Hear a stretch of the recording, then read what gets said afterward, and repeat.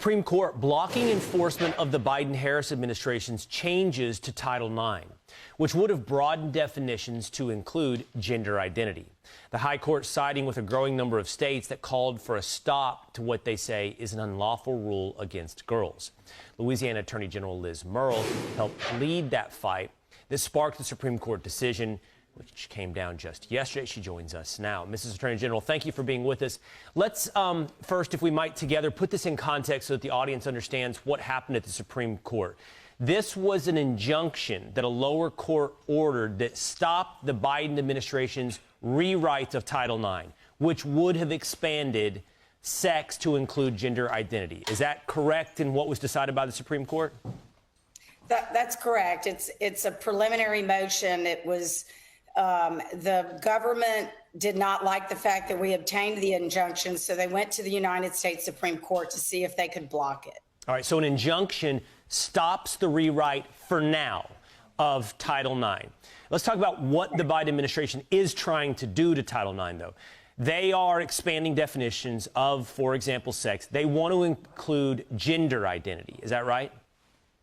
Right, and this is not the first time they've tried. This is, in fact, the third time they've tried. They've on two other occasions attempted to do the same thing, but they never had actually rewritten the Title IX rules. This is probably the largest effort to date to make this particular cultural and policy change. All right, so a lower court stops it with an injunction. The Supreme Court upholds the injunction, meaning that will not go into effect. This rewrite of Title IX won't go into effect for now, but there will be a big case about this.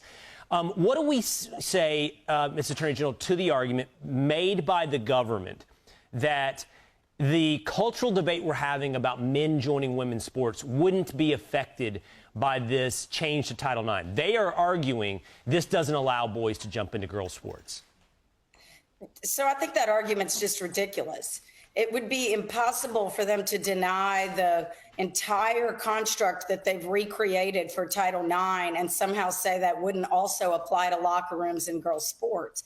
It absolutely does. In fact, the current draft of the rule does apply to bathrooms, to locker rooms, to classrooms, to everywhere. And so it's a broad application right now of the rule and rewrite of the rule. They didn't use the word athletics in it, but they couldn't really deny that it applies across the board. And they certainly couldn't come and carve athletics out without contradicting everything they just did.